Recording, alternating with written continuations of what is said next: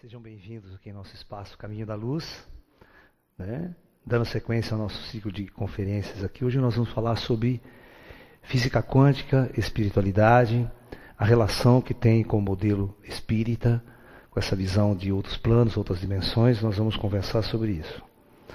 Essa aqui é uma filhinha nossa, mais novinha aqui da casa, né? Deve ter uns 7 meses, não, Loia? Por aí, né? Vamos lá, menininha. Chama Lin. Lin. Só Lin. Né, fiota? Vai lá. Ok. Uma das questões fundamentais da relação, para se estabelecer uma relação entre ciência e espiritualidade, física quântica e espiritualidade, é uma questão complexa ainda no meio da física. Porque nós temos a física ela é extremamente muito conservadora.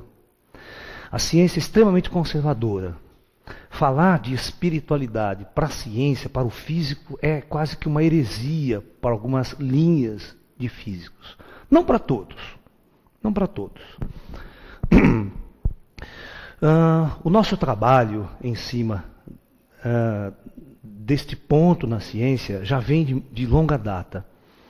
Desde o tempo que eu era aluno na Unicamp, né, nós fazíamos um curso de teoria da relatividade, né, com o César Lattes. E tinha também o nosso professor de física quântica, né, que a gente tem normalmente no curso. Então as discussões eram intermináveis. As pessoas às vezes assistem a minha palestra, que numa palestra às vezes você não consegue se aprofundar tanto em detalhes técnicos. Então quando um físico assiste a minha palestra, às vezes ele se espanta como se eu não soubesse de determinadas coisas. Mas nessa palestra eu gostaria de esclarecer exatamente isso, que todos esses pontinhos chaves da física quântica, nós debatíamos ele demais na universidade. Eu fazia essas perguntas para o César Lattes, entendo, o tempo todo. O tempo todo nós colocávamos o César Lattes na porta, mas explica isso, mas por que isso, por que daquilo, né? Essas questões cruciais da física quântica que a gente vai expor para vocês hoje aqui. Mas o que nós percebemos? Nós percebemos uma coisa muito interessante, que nós temos hoje 2 tipos de física que se desenvolveram separadamente, tá? E até hoje essas 2 físicas não se encontraram, ok? Uma física defendendo o lado positivista, o lado objetivista. E esse grupo de físicos foi estudar praticamente o cosmos, o universo lá em cima, entender a natureza do cosmos, do universo. Começou com a mecânica newtoniana, entendendo o movimento dos planetas, né, a mecânica celeste. E à medida que a astronomia foi avançando, os telescópios e a tecnologia moderna foi avançando, o cientista pôde começar a ter uma noção muito ampla das distâncias e da quantidade de galáxias que tem esse universo. Então surgiam grandes perguntas cosmológicas, né? O universo tem fim? Ele é finito ou infinito? O universo é eterno ou teve um início? Se ele teve um início, terá ele um fim? Então essas questões fundamentais, macrocósmicas, quem tenta responder é uma ciência chamada cosmologia, que é uma área dentro da física, né, que estuda o universo de uma forma geral, né, de uma forma abrangente, tentando responder essas questões aí. Então os físicos relativistas tal, é que começaram a entrar nesse mecanismo, nesse estudo da cosmologia. No entanto, um outro grupo de cientistas começou a fazer uma jornada inversa. Foram estudar o íntimo da matéria, o microcosmos, a estrutura primordial do que a matéria era feita. Ok? Então, um foi para um lado, outro foi para o outro. Estudar o macro e o microcosmos. Mas à medida que os físicos que foram para o microcosmos, tá? Então, vamos lá. Para o microcosmos, eles começaram a encontrar um universo onde todas as leis, a maioria das leis conhecidas na mecânica newtoniana e na própria teoria de Einstein, por exemplo, da relatividade, não batiam. Ou seja, as teorias existentes, os modelos existentes, não conseguiam explicar a natureza dos fenômenos atômicos. Então, esse pessoal foi para o átomo. Ok? Muito bem. E esse pessoal que foi para o átomo é que desenvolveu uma física batizada como física quântica. Ok? Muito bem. A pergunta fundamental é essa. Mesmo os indivíduos que foram lá para o macrocosmos, construindo todas as suas equações, e aqueles que foram para o microcosmos, todos eles deixaram de fora uma coisa crucial: o espírito, a alma. Será que o espírito existe? Ele é uma realidade? Será que existe vida após a morte? Se existir vida após a morte, fora desse corpo biológico, existiria uma entidade como aquela que toda a religião espírita prega, a reencarnação, tudo isso, nós vamos perceber que o modelo físico estão totalmente incompletos.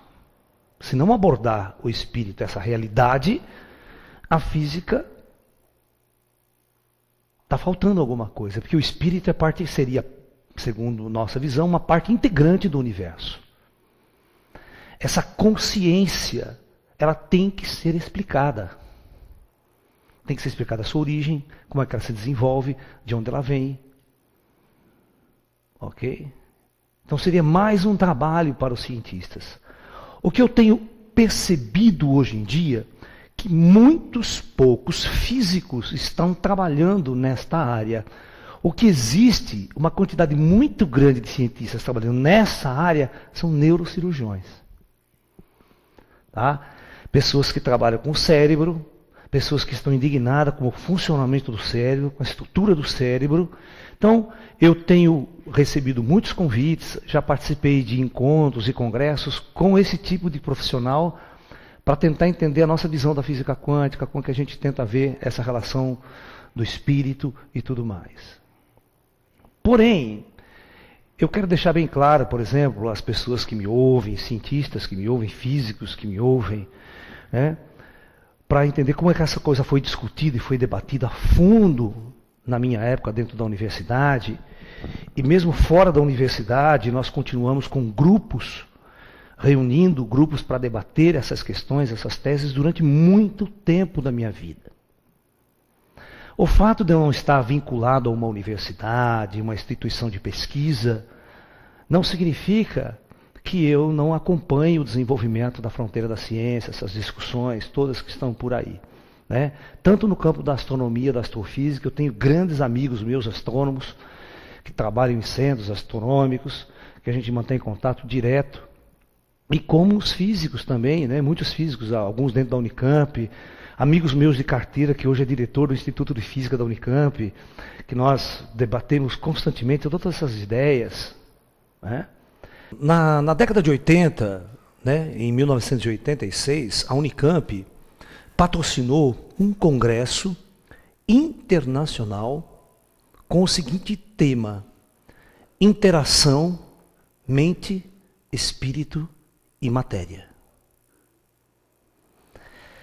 Para vocês perceberem que eu ajudei a organizar esse congresso, ajudei a trazer uma série de conferencistas. Um ano antes, nós organizamos dentro da Unicamp um nacional.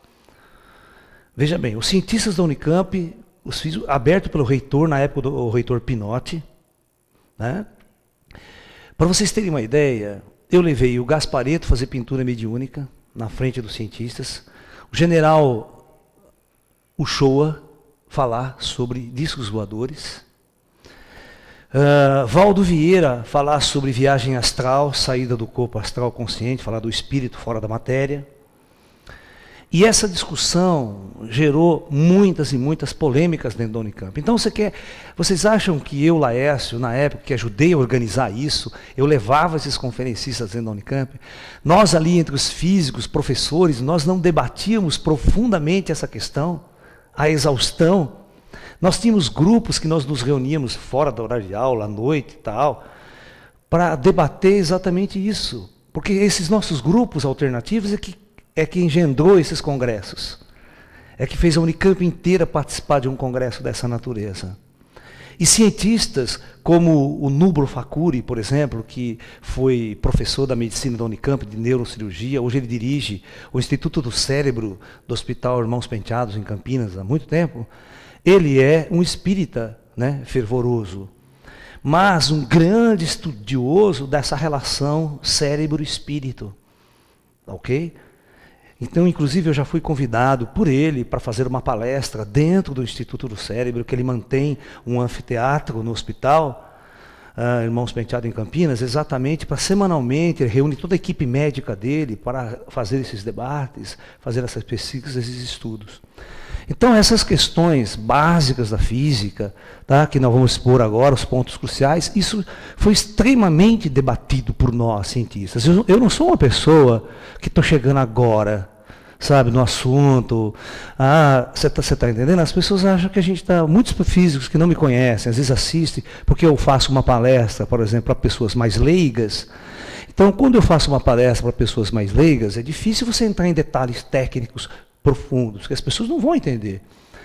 Né? Eu já fiz palestras desse tipo, né, no Instituto de Física da USP, de São Carlos, em outros lugares, onde você é jogado contra a parede, os cientistas botam você contra a parede.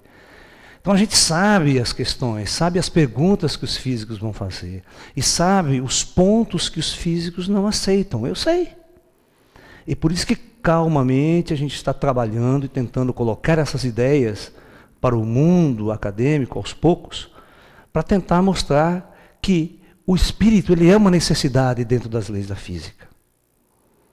Mas se você consultar alguns físicos tradicionais e físicos famosos aqui no Brasil, que fazem divulgação científica, eles não querem nem ver falar dessa questão da religiosidade ou tocar no assunto Deus para teorias físicas. Eles ficam até arrepiados, porque é um preconceito. Não deixa de ser um preconceito. Porque nós debatemos isso abertamente durante muito tempo, muitos anos, dentro da Unicamp, com grupos extracurriculares ali, com participação de grandes professores da Unicamp, grandes cientistas, e isso não nos deixava nem um pouco envergonhados, nem um pouco, sabe, porque era uma coisa muito gostosa, muito saudável de se fazer. Porque alguém tem que explicar a vida. Nós somos a vida aqui na Terra. O planeta Terra é cheio de vida. Alguém tem que explicar essa existência. Por acaso, a gente não engole a vida por acaso, como a ciência acha que a vida aconteceu por acaso. E como os cientistas procuram vida no universo, sabe? Essa astrobiologia, essa exobiologia.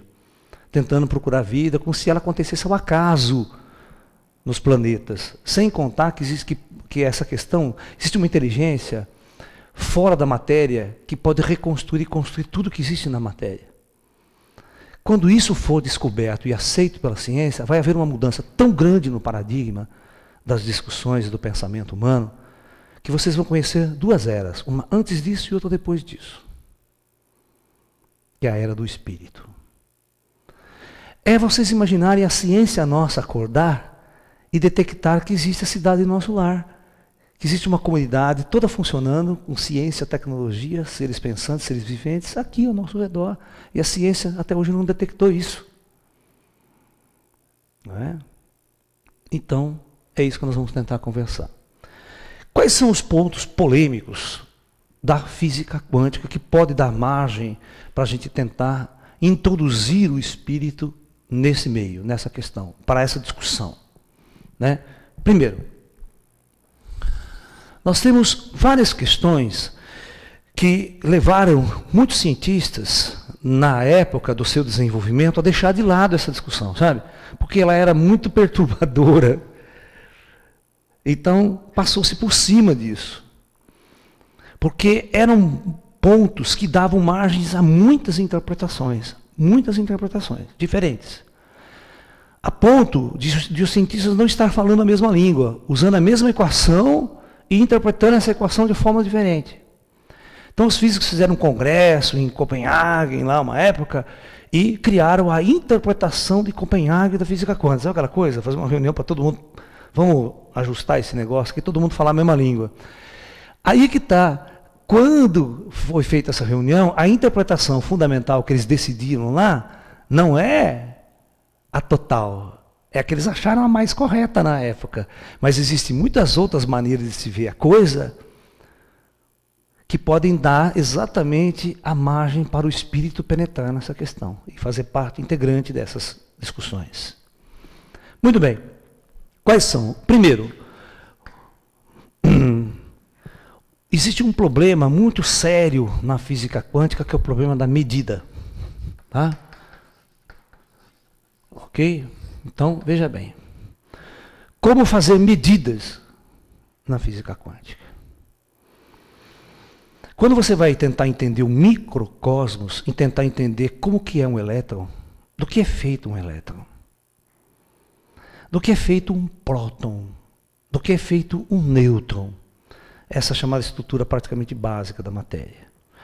Eu assisti um documentário na Discovery Science essa semana, que um grande cientista, né, ele falou assim, olha gente, nós estamos há 40 anos estagnado, parado. Nós não vamos nem para frente nem para trás. Nós chegamos a uma questão que é essa, né? O núcleo atômico, né? Tem os prótons, né? Nêutrons e elétrons. Já conseguimos dividir os prótons e os nêutrons e achamos quarks, né? Mas a física já está parada faz tempo e ninguém sabe do que é um quark, do que é feito, como que é a estrutura dele. Exatamente porque existe uma dificuldade muito grande de você medir, observar o mundo atômico, um mundo muito pequeno. Porque tudo, olha, agora eu vou falar uma coisa que vocês precisam prestar atenção, principalmente quem me ouve aí, amigos físicos que às vezes não entendem um pouco, alunos mais jovens de física, que estão começando agora, que não entendem essa questão. Na física, tudo são números. Tudo é um modelo matemático. As interpretações, elas não são de uma relação direta com o objeto. Ela simplesmente é uma relação virtual. Você tem uma relação virtual com o mundo atômico. Agora a pessoa do computador veio o mundo virtual, realidade virtual, né? Que não é real. Então, na verdade, todas as vezes você faz uma experiência em física quântica, você vê números. Você vê medidas. Você padrões de energia. Por exemplo, você quer ver uma coisa interessante?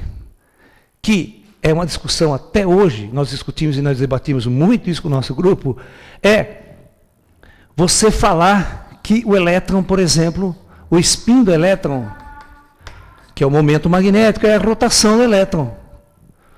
Isso é um erro, ninguém sabe se o elétron está rodando. Mas é um modelo matemático criado que esse momento magnético só poderia surgir de uma carga elétrica em rotação, assim, essa. Mas todo mundo fica assim, porque ninguém viu isso. As pessoas veem o número, aparecem números nas medidas, certos números, certas questões. Então se cria um modelo matemático, um modelo teórico, mental, intelectual, em cima daquilo que a gente conhece, para explicar essas medidas que nós estamos tirando do mundo atômico. Então esse físico mesmo, ele falou, não sabemos o que é o spin, nós achamos que é isso, mas não significa que é. Do mundo virtual nós temos números, ninguém está enxergando para ver como é que funciona a coisa realmente. Então, e ele falou uma coisa muito interessante. Há 40 anos que nós estamos estagnados. Não se vai mais além para saber o que está acontecendo. Não tem descobertas novas, assim, violentas, que opa! Né? Então, por causa deste problema da medida, de não poder tirar uma medida com precisão, todo o sistema físico, né, quando você tinha a física clássica de Isaac Newton, por exemplo, você conseguia fazer equações de movimento extremamente precisas. Né, aquelas equações de movimento que nós conhecemos, né, do movimento uniforme, por exemplo, S igual a S0 mais VT. Então, todas as vezes que eu queria prever como um móvel se comportava, um objeto se comportava ao longo do tempo de um sistema, eu precisava saber a sua posição inicial, onde ele estava, num sistema de coordenadas que eu me baseava, e precisava saber a velocidade desse objeto. Se eu soubesse a posição inicial e a velocidade desse objeto, eu podia prever o futuro deste objeto, como o sistema iria se acontecer no futuro, né? Quando ele se deslocar em relação ao tempo. Então, o que é fácil, né? Você, por exemplo, tem um carro que está na Avenida Anhanguera, está com a velocidade de 70 km por hora. Quanto tempo ele vai demorar para chegar em São Paulo? Então, a gente já prevê, ó, daqui 2 horas está chegando em São Paulo, assim, essa. Eu posso prever, posso escrever equações de movimento e prever. Agora, no mundo atômico, para escrever uma equação, quando o objeto não é um carro, mas é um elétron, é uma partícula subatômica, o problema é sério. Porque os cientistas tentaram, porque eles não conheciam a natureza direito do próton e do elétron. E começou a dar um problema, eles não conseguiam medir este parâmetro aqui e esse parâmetro aqui com precisão ao mesmo tempo.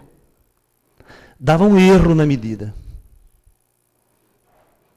Significava o seguinte, numa determinada eixo X, eu não conseguia saber com precisão, vamos supor que aqui estava a origem, né, eu marcava um sistema de coordenadas, eu não sabia dizer aonde que esse objeto estava com muita precisão, em que posição ele se encontrava aqui.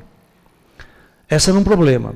Segundo problema é medir qual a velocidade dele com precisão. Todas as vezes que eu montava um experimento para tentar achar a velocidade com mais precisão, eu perdia a do espaço. E toda vez que eu tentava montar um sistema para dizer onde ele estava, eu perdia a velocidade. Então, essa equação começou da zebra. Eu não conseguia escrever uma equação precisa e objetiva. Isso gerou uma das coisas chamado princípio da incerteza. Da incerteza. Ok? Que matematicamente se escreve assim, o erro na medida da posição, multiplicado pelo erro na medida do momento, eu já vou explicar já, é maior ou igual do que h cortado sobre 2π. Na verdade, esse P é momento linear que é dado pela massa do objeto vezes a sua velocidade. Bom? Então, é difícil a gente medir velocidade diretamente, a gente mede o momento, que é a relação entre massa e velocidade. Então, por isso a equação surge desse jeito. Esse H cortado aqui, na verdade, o H é a constante de Planck, o H cortado é o H sobre 2π também. Né? Então, por que isso? Isso é um jogos matemáticos que se faz para simplificar a equação na hora que está fazendo as contas lá. Tá? Ok? Então, sempre existiu um erro na medida da posição e um erro. Aí, deu zebra. Os físicos que estavam no lado lá como Einstein, que estavam no lado da ciência que a gente chama de positivista e objetivista, que você precisa escrever uma equação de movimento com precisão para determinar tudo no universo, com precisão, começaram a ficar indignados. Não, vocês estão fazendo coisa errada aí. A natureza não pode ser assim. É os seus instrumentos, a sua técnica que não permite que você chegue a definir. Porque as equações não eram mais objetivas. Agora surgiu um problema. Na física quântica, e até hoje ninguém conseguiu derrubar esse problema aqui. Então achavam que era problema de medida, isso, e faziam um monte de coisa. O Einstein ia para os congressos de física quântica, quebrava o pau com os Niels Bohr, com o Heisenberg, falava que eles estavam errados, e tentava propor esquemas para derrubar o princípio da incerteza. Mas no fundo, o Niels Bohr sempre saía ganhando nessas discussões. Sempre saía, ia lá, passava a noite, resolvia os problemas com o Einstein, chegava lá e resolvia. Mas até hoje prevaleceu esse princípio. E o que significa isso, na verdade? Que nós, na física quântica, não temos uma equação de movimento extremamente objetiva e precisa. Nós temos uma equação de movimento, olha agora, e que vai dar, não a precisão, o objeto vai estar tal hora, tal minuto, tal segundo, em tal lugar. Como essa aqui dá, a do Isaac Newton dá. Mas para o mundo atômico, começou a entrar o seguinte, existe uma certa possibilidade desse objeto estar em tal lugar, em tal situação, em tal... Então, o universo se tornou, e as equações se tornaram probabilísticas.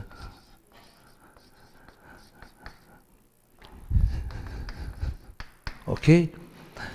Então, no mundo atômico, você jamais pode afirmar que um evento vai acontecer tal dia, tal hora, tal momento, tal situação. Você nunca pode dizer isso. No mundo atômico, nós só podemos dizer o seguinte: talvez existe uma certa possibilidade de certas coisas acontecerem.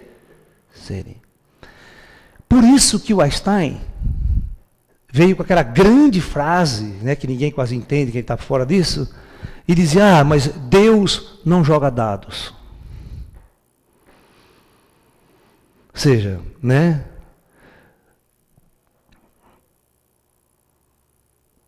Como que a gente sai disso? Como que a gente funciona isso? Olha que interessante. O Einstein, uma vez, quando perguntado sobre essa questão da física quântica, ele chegou assim e falou uma coisa assim que a gente até em física quântica lá na Unicamp, a gente dava muita risada, porque os nossos professores, a gente debatiam isso, né?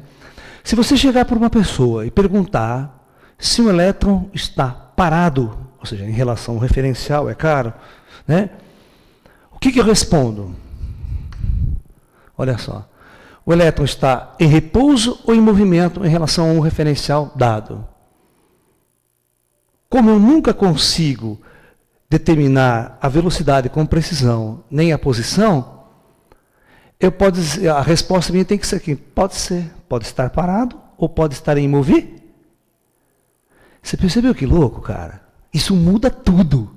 Eu vou provar para você por que muda tudo. Né? Não está em repouso nem em movimento.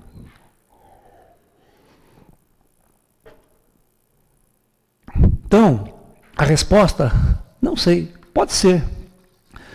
Ó, deixa eu escrever. A resposta sempre é não sei, objetivamente. Probabilisticamente, você responde assim, pode ser que ele esteja parado, ou pode ser que ele também esteja em movimento.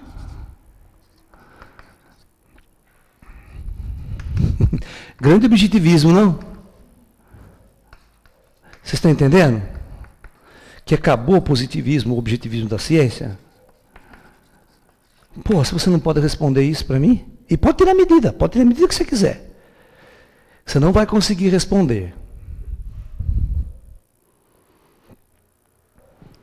Porque se eu for tirar uma medida, a velocidade pode dar zero, em torno de zero, né? Pode variar, não pode?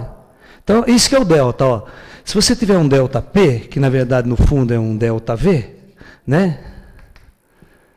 No fundo é um delta V. Essa velocidade eu nunca sei com precisão. Ela pode estar em torno de zero. Pode ser zero, como também não pode ser zero. Você quer ver por que o Einstein agora falou que Deus não joga dados? Porque ele criou a seguinte situação. Vamos supor que existe uma máquina aqui, tá? E aqui dentro existe um furinho.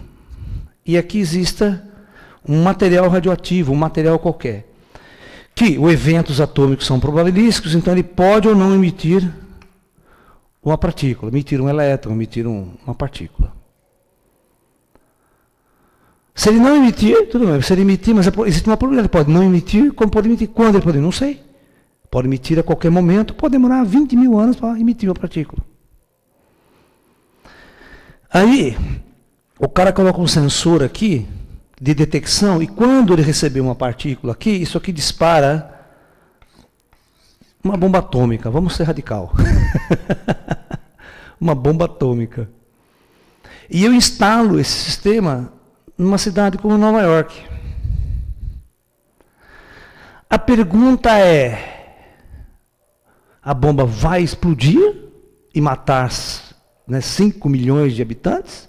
Ou não vai explodir e ninguém vai morrer? Esse fato dependeria do quê? De eu escrever uma equação precisa desse objeto quântico aqui.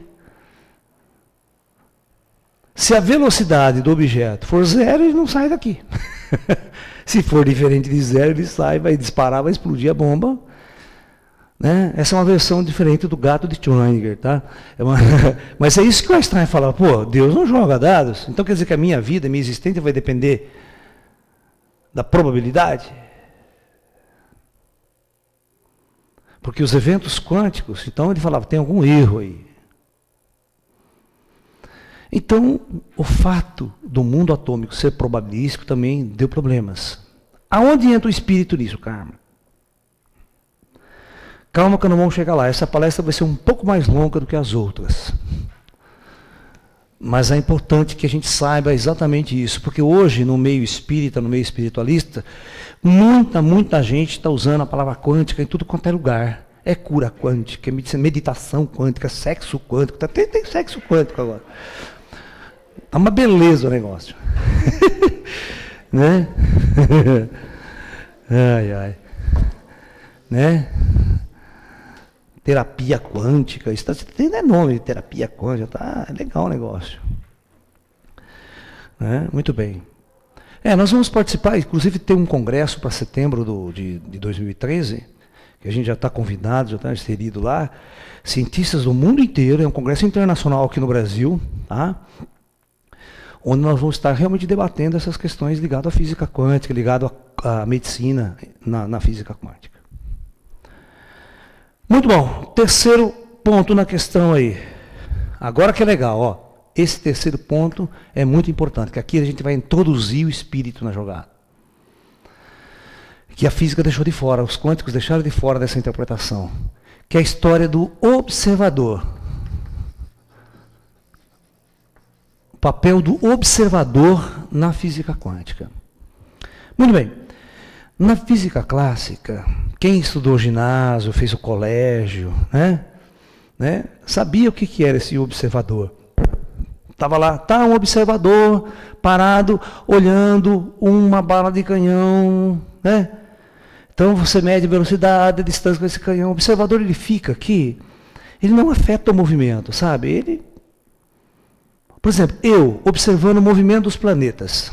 Quando que eu, Laércio, por qualquer medida que eu tire, eu vou afetar o movimento da Terra ao redor do Sol? Não afeto, certo? Ou seja, a interferência que eu posso causar é zero, é nula. Então, o observador, no caso da física clássica, da física newtoniana, ele é um observador independente. Eu posso separar o observador do observado, do objeto observado. Eu tiro todas as medidas e eu estou aqui observando. Apenas de fora, sem interferir, tirando as medidas, tal, faço as equações, ok? Já na física quântica, existe um problema muito sério. Como observar o mundo atômico? Eu tenho um elétron aqui. Por exemplo, sabe como que eu observo as coisas nesse mundo macrocosmo? A gente observa assim. Eu tenho um olho, vamos supor, esse aqui é o meu zóio. Vamos supor que esse aqui é o meu olho. Aqui eu tenho um objeto, uma pessoa que eu vou observar. Este olho aqui, esse sistema de detecção nosso, de um observador, ele só funciona mediante o mecanismo da retina desse olho. Ele funciona com luz. Se não tiver fonte de luz, ele não vê. Então eu tenho que ter uma fonte de luz. Se eu não tiver fonte de luz, o meu olho não funciona, eu não vejo. E o sistema funciona assim. Um raio de luz sai dessa fonte, bate no objeto, é refletido por esse objeto e vem até o olho. Ok? Então veja bem. Se em qualquer momento for interrompido este esquema, o objeto não pode ser observado. Se a luz for interrompida aqui, eu não vejo o objeto. Se for interrompido aqui, se eu apagar essa fonte, ninguém vai ver o objeto. Fica tudo escuro e eu não vejo nada. Se der algum problema no meu olho aqui, também na retina e tal, eu não vou ver também. Então tudo tem que estar funcionando perfeitamente. Mas veja, eu tenho que jogar uma luz para observar, ok? Muito bem. Como é que eu faço para observar quando o objeto agora não é mais um objeto grande, macroscópico, mas é um elétron, ou é um próton, uma partícula subatômica? Vamos substituir. Vocês diriam para mim, Laércio, faz um super mega microscópio, né? Mas um big microscópio, né? Uma puta lente, aquele, né? 50 metros de microscópio. Ok? Vocês sabiam que quando os cientistas, os médicos começaram a investigar os micróbios, né? Através dos primeiros microscópios, o melhor microscópio óptico que dá para você construir, para ver bactérias e tal, ele amplia, para vocês terem uma ideia, 2.000 vezes um objeto. Tá? Mas você vê bactérias, certos objetos, certos micro-organismos, por exemplo, mas ele não detecta vírus. Ele não consegue ver vírus. Para você ver um vírus, você teria que ampliar 7.000 vezes. E os caras da época não tinham tecnologia. Mas veja só a inteligência de alguns cientistas. Eu sei que existe um organismo muito pequeno que está causando problema. Não sei como ele é, mas mesmo assim os caras fizeram vacina. Mas o Pasteur fez a vacina antirrábica. Certo, que era por vírus. Mas nunca tinha visto um vírus, nunca tinha fotografado um vírus. Os microscópios ópticos, eles têm uma limitação. Eles não conseguem ampliar mais que 2.000. Esse aqui só foi possível ver um vírus, a estrutura de um vírus, com os microscópios eletrônicos.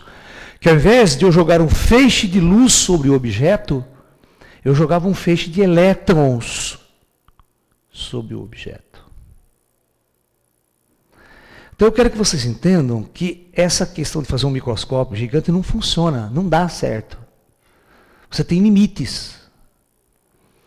Né? E mesmo um microscópio eletrônico ampliando 7.000 vezes, você não chega nem aos pés de ver um próton, um nêutron, ou ver um núcleo atômico, um átomo. Você não vê. Precisa ampliar muito, mas muito, muito, muito mais. Então você nunca ninguém viu hoje, não existe fotografia de um próton, de um elétron, não tem. Mas fotografia de vírus, você vê, né? Tem um vírus, tem o ebola, tem isso, você vê a fotografia dele. Mas um vírus já é uma cadeia carbônica sofisticada, né? Aquela cadeia toda cheia de tem cromossomo, tem o DNA. Não é um átomo, gente. Para ver um átomo, você tinha que ampliar muito mais. Aí da zebra. Porque quando você substitui, põe o elétron aqui na jogada, né? Toda vez que eu jogo um raio de luz em cima do elétron, ele absorve esse elétron, ele sai movimentando para lá, tal. Ele não vai jogar essa luz de volta e nem vai... Quando ele jogar a luz de volta, você vai ver uma imagem do que ele era. Ele interage com esse objeto. Então, na física quântica, a coisa começou a ficar assim. Todas as vezes que eu vou tentar observar o mundo atômico, não existe uma maneira de eu me separar. Eu interajo, eu perturbo o meio atômico. A minha olhada, toda vez que eu vou olhar, eu mexo. Então, o que eu vejo não é o que era. Eu vejo o resultado da mexida, da interação entre o que eu estou fazendo com o mundo atômico. Então isso gerou, filosoficamente, uma dúvida aqui. Todas as vezes que esse observador vai tentar medir, olhar e interpretar com uma consciência o mundo atômico, ele modifica a realidade do mundo atômico. O que ele vê, o que ele mede, é uma interação entre ele e o mundo atômico.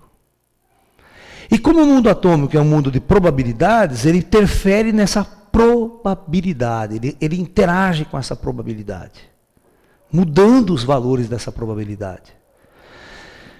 Aí é que vem uma questão fundamental, que a gente vai discutir agora. Que o espírito vai começar a ter um acesso aí. Quem é o observador? Essa é a minha pergunta. Quem é que observa? quem observa, em primeiro lugar, é uma inteligência. Existe alguém por trás desses olhos, daquele olhão que eu fiz aqui, ó. Esse olho é o sensor que vai levar uma informação que a gente chama de um cérebro, mas o que está por trás desse cérebro? Aí vem a discussão. Quem é que está entendendo, interpretando, tomando consciência desta medida? Então os físicos dizem que tem, eles chamam de uma consciência. Mas você pode substituir aqui entre nós essa palavra consciência, que é utilizada pelos físicos, pelos cientistas, de espírito.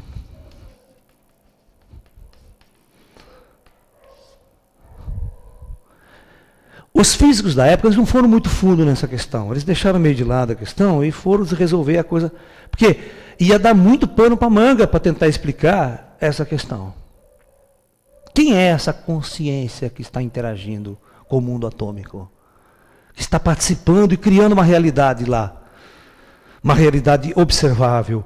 Eu diria nem tanto observável, mas uma realidade, né, que eu chamo assim de virtual, porque nós pegamos informações através de instrumentos e criamos uma realidade em nossa mente. Nós criamos uma realidade em nossa mente através dos modelos matemáticos, né, que é uma linguagem, para tentar entender essa questão. Então a pergunta é, o que é a consciência? Aí nós vamos mais longe. Será que essa consciência só existe no cérebro? Ou ela independe do cérebro biológico para existir? Do que é feito essa consciência? Aí entra numa puta discussão filosófica que às vezes o físico também não sabe nem... Aí por isso que vai mais um neurocirurgião, quem está mexendo com o cérebro, quem está discutindo.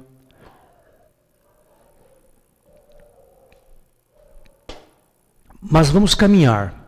Então, vocês podem perceber que nós vamos tentar criar uma situação, daqui para frente na física quântica,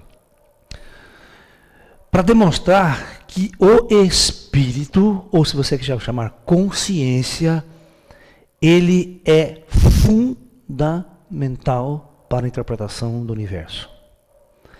Sem ele, a física fica vazia, fica faltando coisa. Porque você pode descobrir as partículas mais elementares lá, mas você não explica por que eu existo, por que eu estou aqui.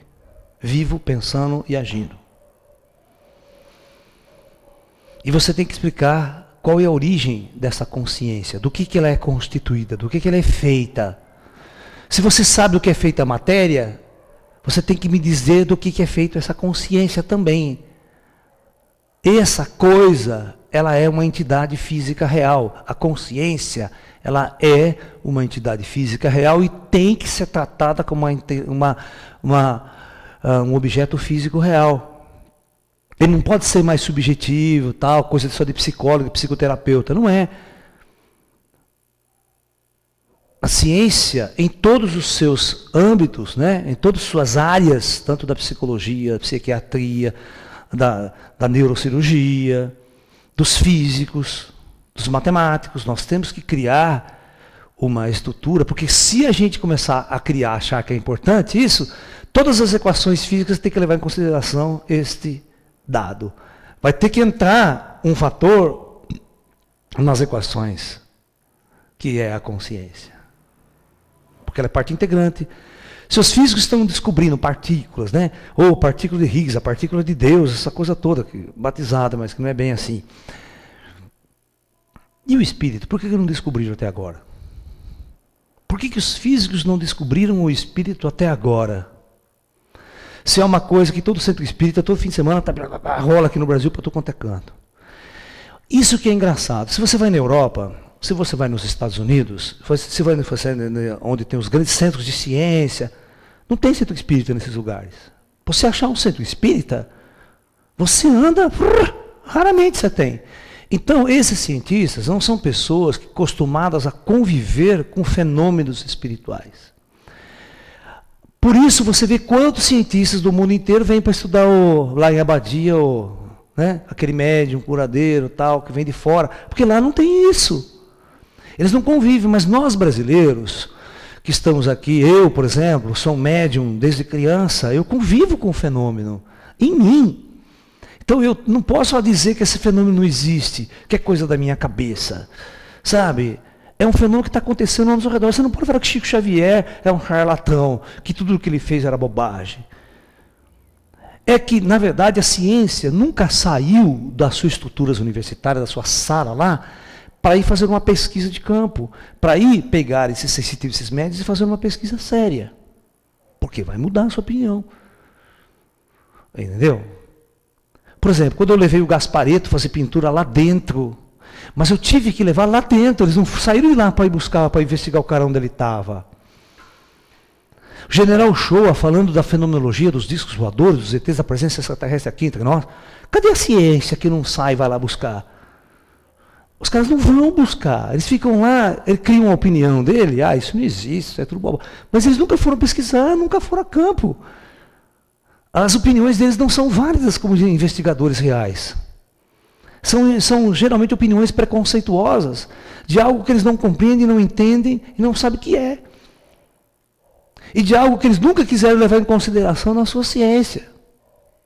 Então, esse debate da consciência é um debate muito profundo. E vocês, meus amigos físicos que estão me ouvindo hoje aqui, não vá achar que eu estou falando isso de boca para fora. Já discuti isso milhares de vezes com um grupo de físicos, com cientistas, e o César Lattes era um deles que né, jogava o espírito. Eu falei, mestre, e o espírito? Né? E aí, o que o senhor acha? Você está entendendo? Então não é uma coisa que eu estou falando agora entre meia dúzia de espíritas. Isso já foi debatido. Se algum de vocês estiverem me ouvindo hoje, procure na Unicamp, no departamento de audiovisual, vocês vão ter, se tem arquivado ainda, todas essas conferências desses cientistas que debateram isso. Por exemplo, tem um físico francês chamado Jean Charron, que ele escreveu um livro, ele esteve nesse congresso, Interação Mente, Espírito e Matéria, aqui. E ele tem um livro escrito, O Espírito, Esse Desconhecido. E através da própria física quântica, da própria interação, ele vai escrever ideias dizendo que o elétron e as partículas elementares necessariamente têm que ter uma consciência. Porque ela decide, ela toma decisões. Ou seja, você não pode mais encarar partículas elementares como os objetos mortos, como as partículas mortas. Né? Existe realmente uma inteligência, uma ação de consciência que faz parte deste universo quântico das partículas e que muitos físicos tentou negar que isso é verdade. Tá? Tudo bem. Vamos continuar. Mais um ponto importante e polêmico dentro da física quântica. Né? O chamado movimento descontínuo. Já é o quarto aqui, né? Movimento descontínuo. Ou conhecido como salto quântico. Esse salto quântico também, né, é um grande problema para os físicos ditos clássicos ou neoclássicos ou relativísticos. Né? Aceitar a ideia que é proposta por Niels Bohr. Tá? Niels Bohr criou essa proposta do salto quântico porque o que se observava era exatamente isso. Então, eles imaginavam que se existia um núcleo, vamos pegar o átomo de hidrogênio, que é o mais simples, um próton no núcleo, e ao redor desse próton existia, numa órbita, ou num orbital, vamos assim chamar, um elétron. Na física clássica, se você pensar igual ao modelo planetário, se esse objeto ficar rodando, ele vai estar acelerado, porque tem aceleração centrípeta. Então ele perderia energia por estar acelerado. E, teoricamente, a órbita dele teria que ser assim, ó, até o ponto de cair. Se você tiver um satélite, e esse satélite vai perdendo velocidade, perder energia significa perder velocidade. Ele começa a perder velocidade, ele começa a fazer espiral, até que ele vai cair na Terra. Pum, é atraído. Então a pergunta era, né, por que o elétron, mesmo estando acelerado, que é uma regra da física clássica, ou da física, né, que toda partícula acelerada tem que irradiar, tem que perder energia. E por que o elétron não caía no núcleo? E quando eu dava energia para o elétron, como que ele se comportava? Ele aumentava a velocidade, então ele tinha que se distanciar e cada vez mais longe do núcleo. E os físicos perceberam uma coisa muito interessante. Na experiência, na experimentação,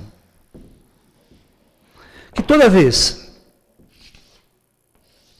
que eu dava energia para o elétron, ou tirava energia dele, ao invés de ele fazer órbitas espirais, não, ele simplesmente saltava de um ponto para outro.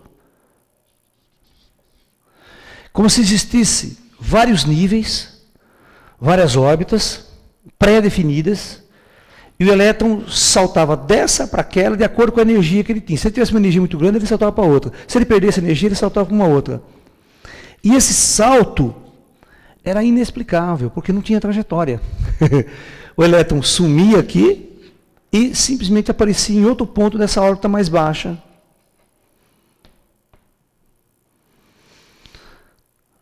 Isso se chama movimento descontínuo. Você não tem trajetória, o objeto não tem realidade entre um ponto e outro. E outro, quando você pergunta quanto tempo ele demora para sair de um ponto e estar em outro ponto do espaço, mesmo que seja um espaço muito pequeno lá no mundo atômico, o intervalo de tempo é zero. Bom, aí que vem o Einstein, não é? Como é que um objeto pode ter uma velocidade infinita? Aí é a velocidade superior à luz. Viola todas as leis da relatividade de um objeto de massa com massa se deslocar de um ponto para outro com velocidade superior da luz. Isso não tem como. Então esse salto descontínuo gerou problemas e gera até hoje essa interpretação. Será que o elétron faz isso mesmo? Mas isso quem postulou foi Niels Bohr, está no postulado dele sobre o átomo de hidrogênio. Então isso é, até hoje para nós, não tem sentido. Por isso que a física quântica e a teoria da relatividade não conseguem até hoje se encontrar. Não tem uma formulação matemática objetiva que faz com que as duas estejam unidas.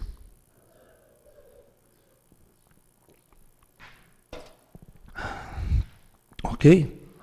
Por isso que eu acho, do meu ponto de vista, como físico, a física só vai avançar mesmo, só vai avançar quando a gente quebrar esse paradigma. Quando a gente começar a interagir com os espíritos. Aí a nossa relação de saber do universo, da vida após a morte, toda essa coisa, vai mudar de figura. Não tem outra saída. Como falam, os caras falam, nós estamos estagnados há mais de 40 anos, e se bobear vai ficar mais 100 anos. Se não introduzir o espírito na jogada. E uma terceira questão, uma quarta, uma quinta questão, é uma coisa, né, que os físicos os neurologistas estão estudando também, que é o chamado correlacionamento quântico. Né? Vamos colocar a quinta aqui, correlacionamento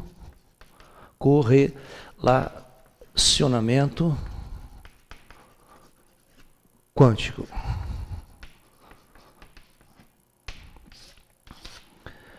Eu vou tentar explicar de uma forma mais simples para você. Ou estado singlet, que os físicos falam entre duas partículas, tá ok. Que surgiu aí exatamente uma discussão com Einstein também, uma explicação. O Einstein tentou criar uma teoria, ele e uns amigos dele, para derrubar o princípio da incerteza de Heisenberg, para provar que dava para medir tanto a velocidade quanto a posição de uma partícula com extrema precisão. Aí você quebrava. Né? Aí ele apresentou num congresso, foi toda aquela discussão toda, né? Aí o Niels Bohr falou assim, ó, acontece isso. Por que acontece? Veja bem. Se eu pegar dois elétrons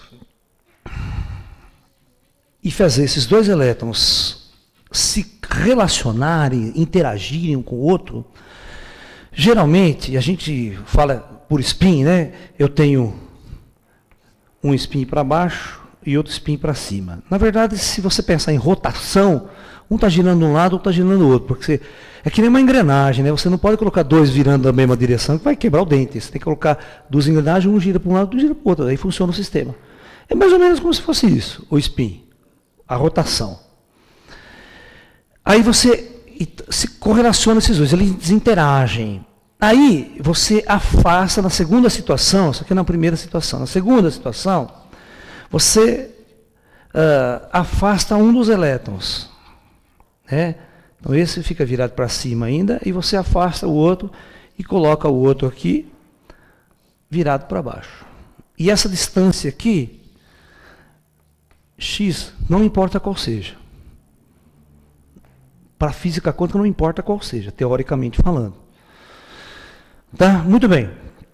Aí, dizem o seguinte, que é aí que o Einstein fica louco. É uma interação que a gente chama entre duas partículas de forma não local. Presta bem atenção. Se de alguma forma eu virar esse spin aqui, eu dar um jeito de mudar ele, mudar os parâmetros aqui, eu vou mudar. Eu forço esse spin aqui a virar para baixo. Inexplicavelmente, esse outro elétron aqui, que não tem que ficar aparelhado, ele inverte para cima. A pergunta é, como é que esse aqui soube que esse outro virou? Para ele saber que o outro virou, ele tem que receber uma informação de que o outro virou. E segundo Einstein, as informações trocadas entre dois pontos no universo, dois observadores ou dois objetos, não podem viajar com velocidade superior à da luz. Tem que ser velocidade da luz. Porém, contudo, todavia, o Niels Bohr postulou isso, que essa interação se dava instantaneamente, sem nenhum sinal trocado, nenhuma informação real que eu via era trocada. Não era um sinal eletromagnético, não era troca de partículas, não era nada. Era um fantasma. Isso eles chamavam de efeito fantasma até. Foi chamado uma época. Instantaneamente a outra virava. Pergunta, como que essas duas partículas interagiam à distância? O que as unia? O que as integrava? Uma informação foi trocada de forma subjetiva. Muito bem. Estava assistindo uma reportagem ontem, isso é interessante, de neurocirurgiões usando essa teoria aí para tentar entender o cérebro e a consciência. Ele disse assim que o cérebro, né, tem duas partes. Deixa eu tentar, que eu não sei desenhar cérebro, hein, gente? Faz de conta que esse treco rolou horroroso que é o cérebro. O cérebro é dividido no meio, né? Tem o lado direito e o lado esquerdo. Ok? Então, o cara dizia o seguinte, que toda vez que eu dou um estímulo, ou visual, ou qualquer coisa, o cérebro, os neurônios começam a transmitir a informação para certas zonas. Para um lado e para o outro, lado cognitivo, lado daquela coisa toda que vocês, psicólogos, entendem mais do que eu. Ok? Muito bem. Achava-se até pouco tempo, presta bem atenção, que para que um neurônio transmitisse uma informação por onde seguinte, ia nessa sequência, e essa informação também era jogada para o outro lado do cérebro, tinha que ter uma certa corrente, como se fosse um jogo de dominó. Você, uma recebendo informação até chegar no último. Mas eles estão aprendendo uma coisa muito louca, que esse neurônio aqui manda informação para esse outro aqui, sem nada, quanticamente, como esse negócio aqui, ó. De forma não local e instantaneamente. Todo ponto vai acendendo e não tem um caminho por onde a corrente elétrica vai passando para estimular o próximo neurônio. Então, isso é uma coisa muito louca. Os neurocirurgiões estão mapeando o cérebro com equipamento e tal. E estão percebendo que não há um circuito elétrico que a informação percorre para ir de um neurônio para outro. Mostrando que o cérebro ele funciona mais como um objeto quântico, seguindo as leis da mecânica quântica, do que a gente possa imaginar. O cérebro até. Agora, será que é o cérebro mesmo? Ou tem uma coisa invisível ali, que o cérebro pode ser só uma interface dos fenômenos, mas tem uma coisa que a gente chama de consciência, ou espírito que está acoplada, que também tem um mecanismo sofisticado interagindo, que é através desses pontos que a consciência interage e jogando, que é uma coisa que não é vista. Porque até hoje os neurologistas não conseguiram mapear um objeto além da estrutura biológica que nós chamamos de espírito. E é isso que a gente quer demonstrar. Existem discussões profundas, numa palestra tão curta não é possível. Mas se vocês quiserem ir mais fundo, olha, eu tenho 21 DVDs, 21, que é um curso especial sobre física quântica e espiritualidade. Cada DVD a gente vai discutir um ponto dessa teoria. E aí a gente vai entender, tentar entender também como que funcionam essas questões. Como é que os físicos, alguns físicos, estão tentando dizer que necessariamente a consciência não precisa do cérebro para existir. Que a consciência, ela é anterior ao organismo biológico. Ela existe antes. Porque até hoje as teorias darwinistas, elas têm colocado que a minha inteligência, ou qualquer organismo que desenvolva uma inteligência, só foi possível depois de milhões de anos de evolução de uma estrutura biológica para que nós tenhamos um cérebro capaz de comportar uma inteligência, uma consciência, um ser consciente. Nós estamos querendo provar ao contrário, que muito antes de existir qualquer organismo biológico, a consciência existia fora da matéria, e ela que é responsável por criar o organismo biológico e se manifestar no organismo biológico. Que ela não depende do organismo biológico para existir. Por isso que depois da morte do cérebro, essa continua existindo. Mas é claro que é uma tarefa difícil ainda dentro da física, né, para se fazer. Mas é a tentativa de alguns físicos, junto com biólogos e junto com neurocirurgiões. Nós temos que demonstrar praticamente que aquilo que vocês vivem em centro espírita, que nós vivemos em centro espírita, conversamos com mortos todos os dias, que esse morto ele existe, ele é uma entidade real no universo. Ele não é uma entidade fictícia. Né? Não é algo do inconsciente coletivo jogado aí, como muitos teóricos, né, começaram a discutir em épocas passadas, quando o Jung jogou essa teoria, né, sobre o inconsciente coletivo, para tentar explicar, porque o Jung foi um dos caras que estudou muito fenômenos paranormais. Só que ele não conseguia entender esses fenômenos paranormais como a religião espírita entende, como um ser que está existindo após a morte, que mora numa comunidade, que tem uma situação, uma sociedade. Não. Ele acreditava que essa informação que está no cérebro, ela, após a morte, ela ficava no universo, numa coisa que ele batizou de inconsciente coletivo. E um médium tinha a capacidade de acessar essa informação, trazer essa personalidade, incorporava essa personalidade e vivia como alguém que já morreu. Você está entendendo? Mas aí ele teria que explicar, coisa que ele não explicava, que essas grandes discussões, por que esse espírito, que essa consciência trazia informações novas da vida, como o André Luiz, ele viveu lá, ele aprendeu muito lá e traz informações de como está lá hoje.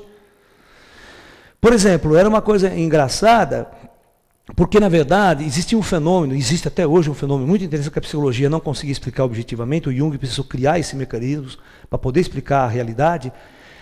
Você pega uma criança, você pega um menino de 10 anos, mora no campo, de uma hora para outra ele incorpora alguém e começa a falar russo, começa a falar japonês, começa a falar, o cara nunca aprendeu.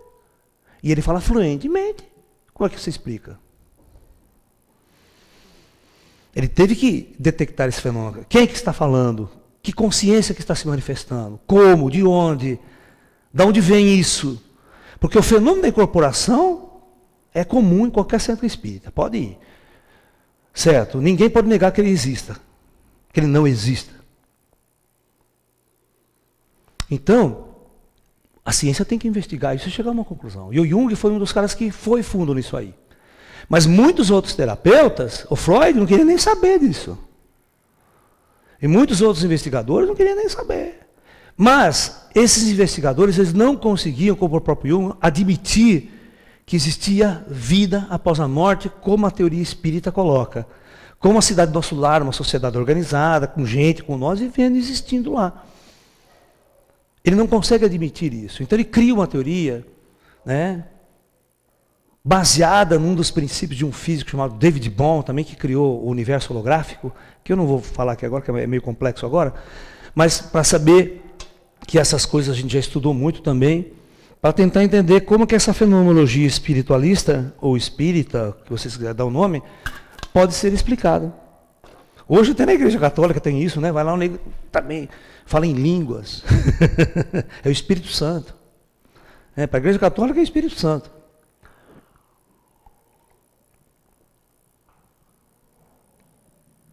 E discutir reencarnação ainda, a ciência está muito longe disso. Ok? Mas nós vamos chegar lá. Nós vamos chegar lá.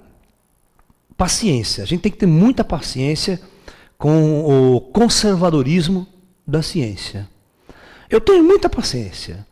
O fato de eu me expor, gostar dessas ideias, defender essas ideias, você não sabe como é que eu sou massacrado pelos físicos convencionais aí. Mas, né? Porque eles acham tudo isso uma grande bobagem. Isso não pode fazer parte da física. Não se viu? Né?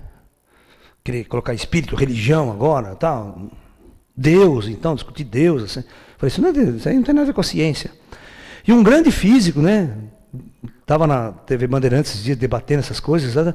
Quando perguntaram essa questão para ele fugiu como se fosse o diabo da cruz. Não, pelo amor de Deus, não vamos misturar isso aqui. Sabe, aquele medo terrível de abordar o tema e até discutir o tema. Eu sei que é assim, os caras são assim. Eles não querem se envolver, porque no meio acadêmico cristão, né, envolver isso para ele é uma depreciação da sua carreira. E não uma elevação.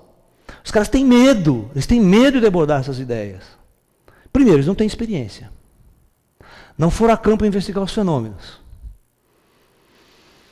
Ficam confusos com seus parâmetros filosóficos. Por quê? Foram formados assim, ó, eles acreditam só numa única verdade, numa única direção. É um dos problemas. Então, isso aqui, esse problema do correlacionamento quântico, pode demonstrar como cura à distância funciona, como telepatia funciona, como dois cérebros podem interagir, duas consciências podem interagir à distância, não importa a distância que estão, as informações podem ser trocadas. Através de um funcionamento do cérebro dessa forma não local. Ok? E não há barreiras para esse mecanismo de comunicação. Eu acredito que no futuro nós vamos conseguir construir aparelhos de comunicação quântica, que vai fazer esse celular de vocês parecer brinquedo de criança. Porque nós vamos conseguir conversar mente a mente. Né? Entrar na consciência do outro, interagir consciência a consciência, criar esses mecanismos de abertura, para a gente poder interagir de uma forma muito mais ampla, muito mais universal. Aí nós vamos sentir que nós somos um, que nós estamos conectados. De alguma forma, os nossos cérebros, as nossas consciências estão conectadas. Agora. E essa conexão é dada por isso aqui. De alguma forma, existe um tecido no universo, né, que nós podemos chamar de um tecido consciente. E esse tecido integra e une todas as consciências que aparentemente estão individualizadas em corpos hoje. Estão individualizadas nos animais, nas plantas. Nós nos sentimos indivíduos, isolados dentro de um corpo. Mas uma experiência mais elevada, uma experiência de iluminação, que os orientais descrevem muito, que os mestres descrevem muito, é uma experiência de compartilhamento. Na verdade, eu começo a compartilhar o meu cérebro, ou seja, a minha consciência com outras consciências. Eu começo a me sair deste cérebro bloqueado e fechado, que eu sinto muita solidão dentro dele, e começo a espalhar e expandir a minha consciência e conectar, estabelecer essas conexões quânticas para fora do meu próprio corpo. Tá? E isso faria com que nós pudéssemos relacionarmos, não até com o outro que está do lado, mas também com os mortos, cuja consciência existe e está aí para nós interagirmos com ela. É uma questão de percepção. Por isso que eu falo, perceber o espírito ao nosso lado, conversar com o espírito, com alguém que não tem um corpo, não tem um cérebro, é simplesmente uma questão de percepção da realidade. É como eu percebo a realidade através dos meus instrumentos, que agora são olhos, ouvidos, nariz, boca, os sentidos, 5 sentidos. Para perceber o espírito, nós teríamos que ter um sentido a mais, uma percepção a mais para perceber o espírito e o mundo dos mortos ao nosso redor. Tá? Muito bem. Então, basicamente, esses são os pontos fundamentais que é a física quântica. E existem questões muito importante. A física, ela optou, a física, a ciência, ela optou por construir, veja bem, isso é muito importante que eu vou falar hoje. Essas discussões, nós esgotamos elas a fundo com esse nosso grupo de pesquisa lá dentro da Unicamp, com esses nossos amigos, é uma coisa que não é uma coisa de agora, que é exatamente a linguagem matemática. Qual a necessidade de se usar assiduamente a linguagem matemática como única ferramenta de entendimento do universo físico? Então nós chegamos à conclusão, esse grupo, que a matemática, ela não passa de uma linguagem. Todas essas equações que você escreve, E igual a mc², isso aqui é matemática. É uma linguagem matemática. As equações de probabilidades, equações de Schrödinger, derivadas, tal, aquelas equações complicadas que você vê escrever, é uma maneira matemática de você transmitir ideias, conversar, falar sobre o mundo atômico, ou falar sobre o universo. Mas existem questões onde a matemática falha. Você quer ver um exemplo interessantíssimo no modelo teórico dos físicos? Buraco negro. Todas as vezes que você tem um gráfico, eu vou até fazer uma coisa muito interessante. Você vai ver que você tem um gráfico, e esse gráfico ele funciona como, por exemplo, y igual 1 sobre x ao quadrado. Olha, variação inversa do quadrado da distância. Você sabe que esse trem aqui ele faz isso aqui, ó. Ele dá uma parada, ele dá uma hipérbole, uma coisa assim, quadrática. Mas o lance é o seguinte. Aqui, nesses pontos, tudo é muito bem descrito. Você tem lá um ponto no x, você tem um ponto no y perfeitamente. Porém, quando este gráfico se aproxima do zero, o que acontece? É igual quando um objeto se aproxima da velocidade da luz, na equação de Einstein. As equações tendem, os resultados tendem para um infinito. Ou seja, neste ponto, a equação falha. A matemática falha. Aí, quando eles vão tentar entender um buraco negro no universo, por exemplo, usando a matemática, né? Esse é um dos erros, um dos problemas da matemática. A matemática é legal, ela é super legal. Ela ajuda bastante a gente entender uma série de coisas, a gente conversar. Mas ela também tem falhas profundas, que talvez nós teríamos que abandonar a matemática para poder entrar nesse outro universo. Matemática é uma linguagem só. Os ETs podem não usar isso. Os espíritos lá no astral podem ter abandonado a matemática faz tempo, como ferramenta da sua ciência. Buraco negro, aquela velha história. Todo mundo fala, está lá o buraco no universo, até aqui, na borda do buraco negro, que a gente chama de horizonte de eventos, eu sei o que acontece, mas lá dentro eu não sei mais.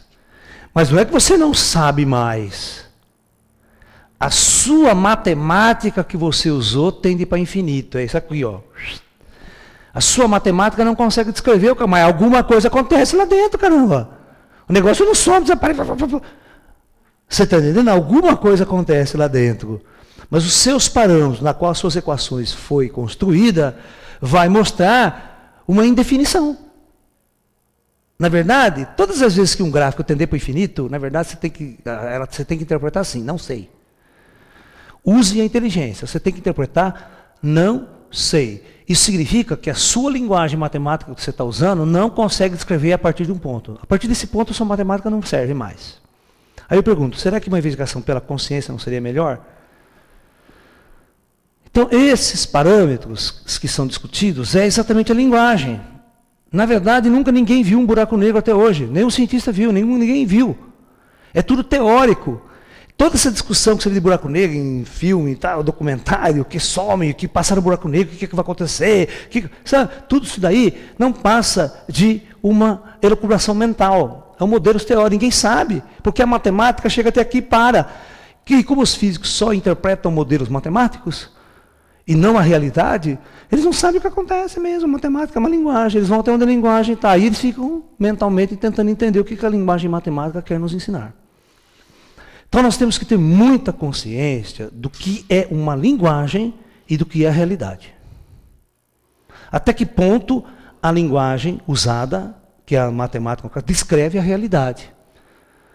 Até que ponto, né, um gráfico desse descreve com precisão a interação das forças. Nós sabemos que não é verdade. Por exemplo, quando Isaac Newton construiu a sua teoria de gravitação, presta atenção no que eu vou falar, isso é verdade. São um dos grandes problemas na física, que ninguém leva em consideração, acha que tudo é perfeito. Você tem um corpo aqui, um outro planeta aqui, 2 planetas.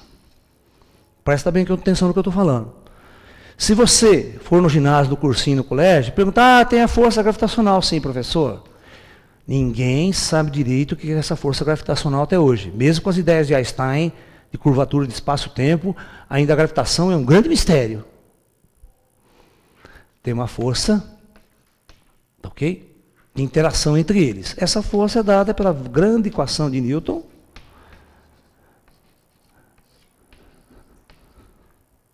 Sendo que esse corpo é irmão e esse é irmão. Essa é a força gravitacional. Tudo bem? Verdade? É. Tudo bem. Agora presta atenção. Se eu colocar um terceiro corpo aqui, um terceiro planeta, esse aqui sendo M1, M2 e M3,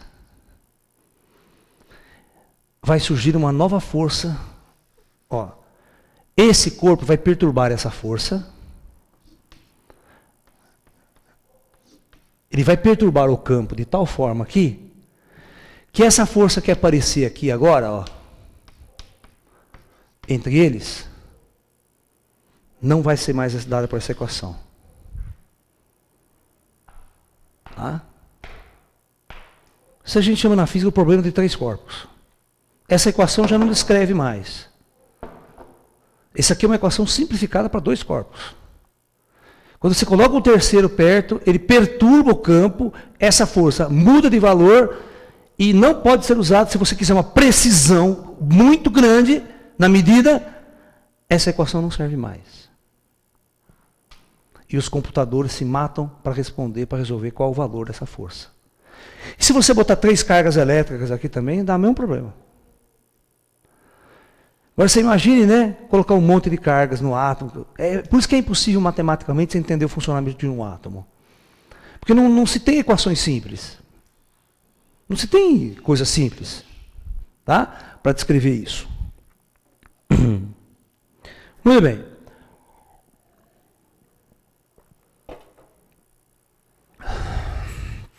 Eu só vejo um avanço na ciência, um avanço profundo na ciência, quando realmente o espírito fizer parte integrante das ideias.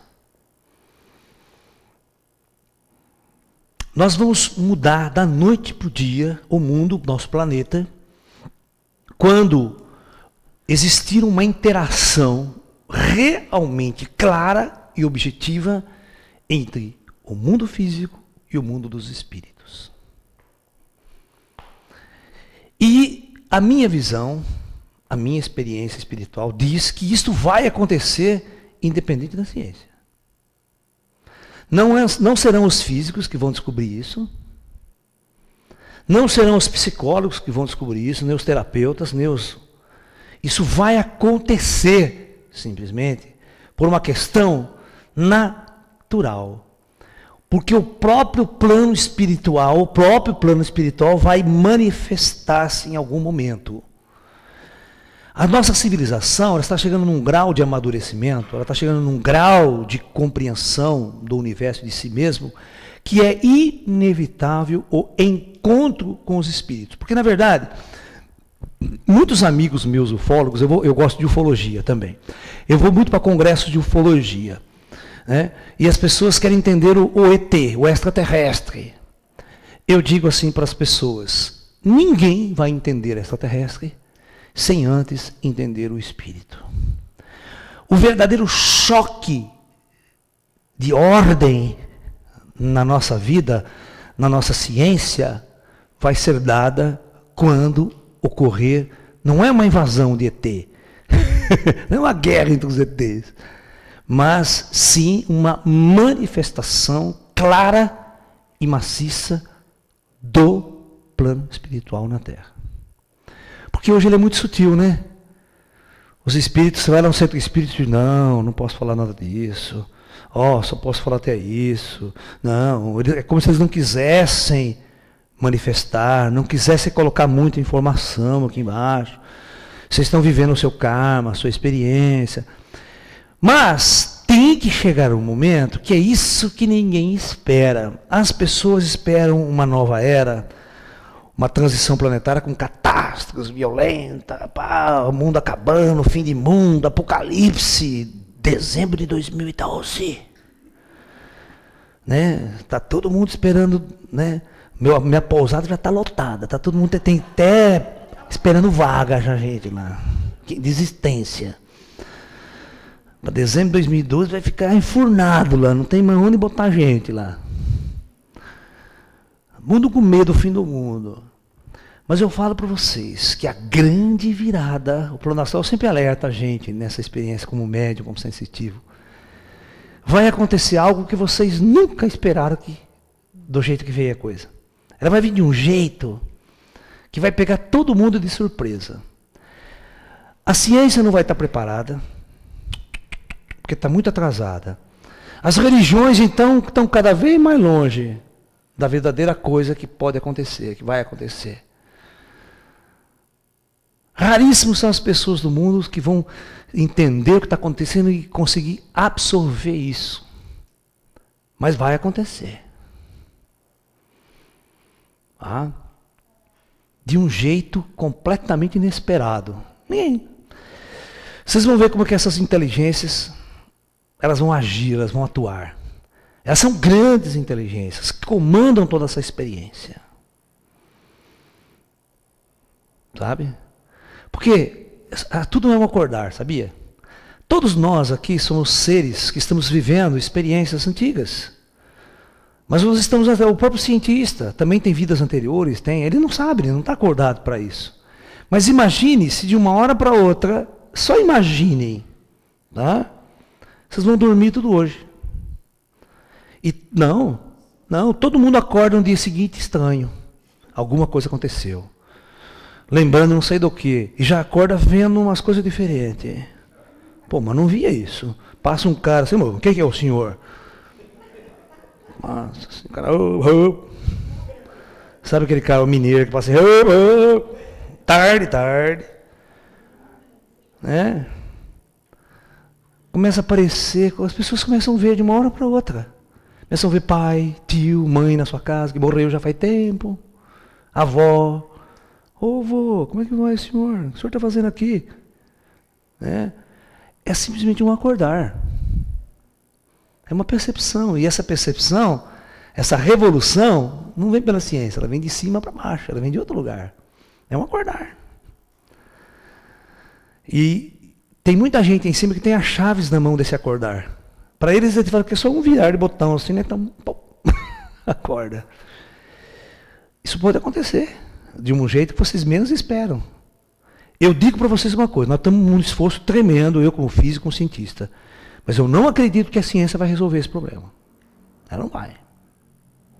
Porque para resolver esse problema, você precisa ser espiritualista. Uma coisa eu vou deixar bem claro para vocês. Físico que nunca teve uma experiência paranormal ou espiritual, são esses caras que estão do outro lado. Que não podem nem ver a gente. Mas a maioria dos físicos que passaram por uma experiência, vamos dizer assim, anormal, uma experiência espiritual, esses ficam assim, e agora? O que minha física vai explicar? Como que a minha física, meus modelos vão explicar essa experiência? Esse é o grande problema. Uma vez eu fui entrevistado num programa de televisão em São Paulo e a mulher me perguntou assim, mas professor, como o senhor, um físico, né? Que o modelo do físico é o físico materialista, ateu principalmente, né? Todo físico é ateu para as pessoas aí, né? Está entendendo? Como o senhor pesquisa essas coisas, fala de espiritualidade, disso, daquilo, do espírito e tal. Eu falei, minha filha, como isso aconteceu na sua vida? Eu falei assim, na verdade, eu sempre fui um espiritualista desde criança. Desde muito criança eu era um médium, os fenômenos aconteciam, estudava filosofia oriental, praticava tai chi, com que fui. Depois de adulto que eu fui me tornar um físico. É diferente, eu não sou um físico ateu, cético, estava lá na faculdade, de repente fui investigar espiritualidade. Então, existe uma diferença muito grande de curso de vida. Então, se você pega um indivíduo que trilhou desde cedo o processo de formação da escola, universidade, que o cara vai fazendo a cabeça sua, sabe, o universo é assim, ele só vê esse tipo de possibilidade. Então eu sou o indivíduo que eu entendo muito bem os espiritualistas, eu entendo muito bem os físicos, como os físicos pensam, porque eu já briguei, já debati, já discuti, você não sabe como, com os maiores cientistas do Brasil. Mário Schamberg, todos vocês que são físicos aí, que conhecem quem foi Mário Schamberg. Mário Schamberg trabalhou com Einstein. E era um professor da USP, uma grande inteligência no Brasil. Gente, nós tomávamos cerveja junto no boteco. Tá? Eu, Mário Schamberg, um monte de outros cientistas. E do que nós falava? De espírito, de alma, de vida após a morte. Essas são as discussões que nós fazíamos. Agora, o que eu não posso aceitar é que um bando de físico que nem me conhece, que nunca viu o que eu já fiz lá atrás, acha que eu sou um bobo, tonto nessa área. Sabe? É engraçado isso. As pessoas não me conhecem, botam umas bobagens na internet, lá nem sabem o que eu penso, o que eu discuto, sabe aquelas coisas, acho que eu não sei nada disso. Uma vez eu fui fazer uma palestra na USP, os alunos, espera aí, o que você acha que você está falando? As pessoas acham que você não sabe nada dessas coisas. Que eu sou um bobo, que eu estou escrevendo ideias, colocando ideias. Na verdade não é assim. Nós desenvolvemos uma ideia para tentar entender a possibilidade do plano astral existir, de uma matéria oculta existir.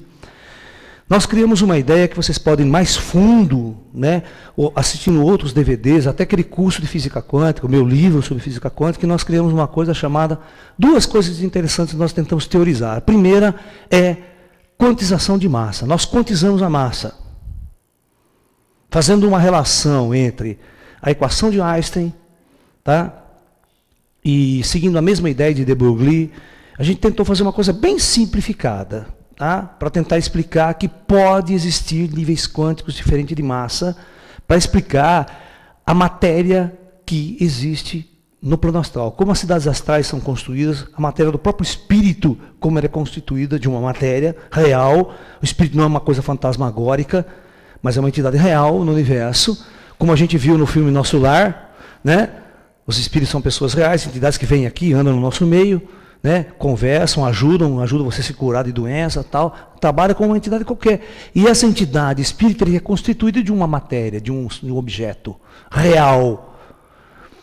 E alguém tinha que criar uma teoria sobre do que é feita essa matéria. E nós fizemos isso, através de um modelo simples, não é um modelo sofisticado matematicamente, pode ser, se for preciso, construir a ideia de que existe essa matéria no universo. Ela está em vários níveis quânticos. Que matéria, por que os físicos não detectam essa cidade que pode estar aí em cima de nós, morando 5 milhões de habitantes? Por que o físico vai lá, pega o instrumento, detecta, vê, faz bacana, vamos filmar?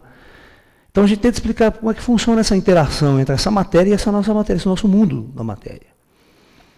E depois nós tentamos criar um modelo também da consciência. Então são dois modelos que eu tentei colocar nessas discussões. Esse é o meu trabalho, que a gente está aí para discutir. É o modelo de uma partícula chamada consciência. Nós temos que entender que a consciência, ela pode, como se a gente encara que ela é um objeto quântico, ela interage quanticamente, ela é um objeto quântico. E esse objeto quântico nós temos que dar uma ideia de como é esse objeto. Ele pode ser algo material agora para nós, não mais algo subjetivo. A consciência é uma entidade material, que eu posso estudá-la como um objeto, que vai se relacionar, vai interagir com o elétron, vai interagir com o universo que está aí. Então, essa é uma questão, claro, que ainda está no começo de tudo. Ninguém tem uma teoria acabada. Nós estamos começando a escrever os primeiros passos de uma teoria espiritual. É isso que nós estamos fazendo. Porque tem amigos físicos que acham que eu fiz a teoria do final do mundo, mas de jeito nenhum. Nós estamos começando a colocar pequenas ideias para ser discutida, para que a coisa avance. Eu tenho ciência disso, é claro que eu tenho ciência disso. né? Então, basicamente é isso. Do meu ponto de vista, o espírito é realmente uma necessidade e é parte integrante do universo. A alma, ela existe e é uma entidade real. Nós precisamos só ter a coragem o suficiente para colocar essa ideia como parte integrante do universo físico e real, ok? Não do universo imaginário de religiões ou de seitas e tudo mais, ok? Então é isso. Desejo a todos muita paz e até um próximo encontro. Namastê, muita paz.